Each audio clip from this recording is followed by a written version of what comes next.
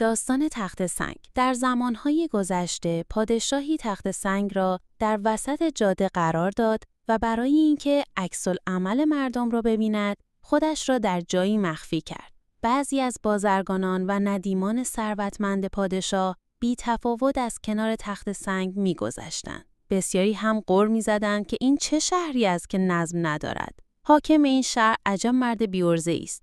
و با وجود این هیچ کس تخت سنگ را از وسط بر نمی داشت. نزدیک غروب یک روستایی که پشتش بار میوه و سبزیجات بود نزدیک سنگ شد. بارهایش را زمین گذاشت و با هر زحمتی بود تخت سنگ را از وسط جاده برداشت و آن را کناری قرار داد. ناگهان کیسه‌ای را دید که زیر تخت سنگ قرار داده شده بود. کیسه را باز کرد و داخل آن سکه‌های طلا و یک یادداشت پیدا کرد. پادشاه در آن یادداشت نوشته بود هر صد و مانعی می‌تواند یک شانس برای تغییر زندگی انسان باشد.